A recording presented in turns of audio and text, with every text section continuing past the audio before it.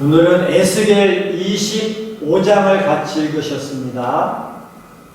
오늘 에스겔 25장은 이스라엘의 주변에 있던 나라들에 대해서 하나님께서 말씀하시죠. 그래서 이스라엘이 있으면 그 옆에 모압이 있고 암몬이 있고 에돔이 있고 서편으로는 블레셋이 있고, 그래서 이스라엘 땅과 면에 있던 이방 민족 나라들이 있었는데 하나님께서 모압과 암몬과 에돔, 세일과 이 블레셋을 멸하실 것이다, 이렇게 선포하시는 내용을 에스겔 선지자가 이렇게 말씀하고 있습니다.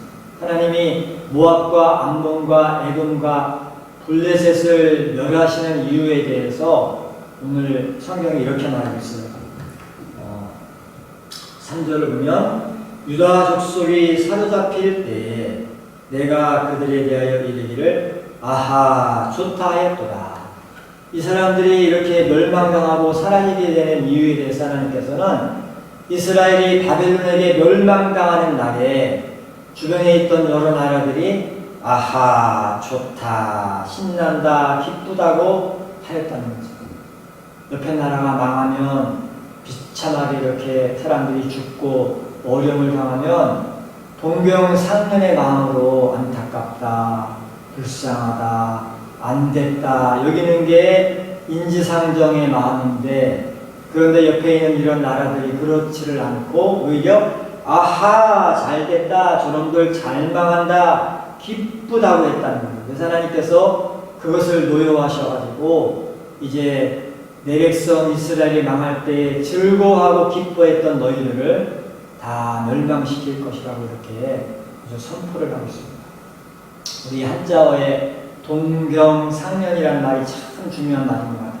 예수님이 마가복음 11장을 보면 사람들이 마지막 때가 되면 피리를 불어도 춤을 추지 않고 곡을 해도 가슴을 치지 않는다고, 마음이 굳어지고 강팍이 가고 완악해져가지고 옆에 사람이 기뻐하면 같이 기뻐해주고 옆에 사람이 어려움을 당하고 슬퍼하면 같이 슬퍼해야 되는 것이 당연한데도 불구하고 그러지 못하는 세대가 올 것이라고 이렇게 말씀하셨는데, 오늘 이 모압과 암몬과 블레셋과 에돔이 그랬다는 거죠. 이스라엘이 망해가지고 사람들이 죽고 황폐화되고 끌려가는 걸 보면서 박수치면서 좋아했다는 거죠. 잘 됐다 저놈들, 잘 망한다 이렇게 했다는 거죠. 하나님이 그걸 너무 노엽게 여기신다는 것을 말하고 있어요.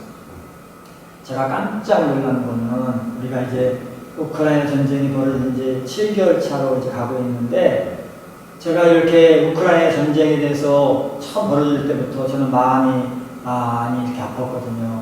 왜냐하면 우리나라도 과거에 6.25 전쟁을 겪었던 경험이 있잖아요.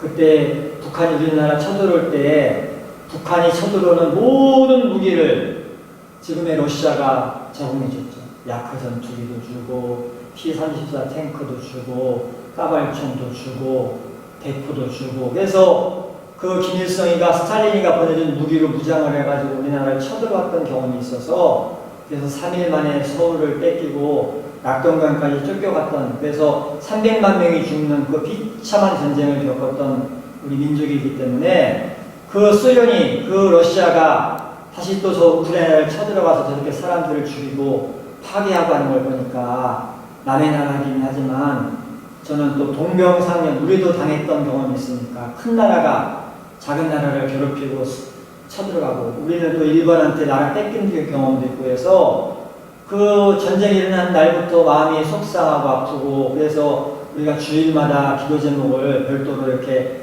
우크라이나에 위해서 꼭 한 번씩은 기도하면서 이렇게 오고 있는데, 그런데 제가 깜짝 놀라는 일은 그렇게 큰 나라가, 힘센 나라가 약한 나라를 쳐들어가면 불쌍하다, 안타깝다, 안됐다 이렇게 여기는 마음을 가져야 되는데, 그래서 그 옆에 폴란드라든지 리투아나라든지 라트비아라든지 그리고 조그만 나라들, 옆에 나라들은 체코든지 슬로바키아든지 그 우크라이나 난민들, 피난민들을 다 받아주고 자기 나라들도 형편이 어렵지만 가지고 있는 무기 다 탈탈 털어서 도와주고 식량도 보내주고 이렇게 하는데, 그런데 그런 와중에 또 잘됐다, 고소하다 이렇게 박수치는 인간들이 있었다는 거죠.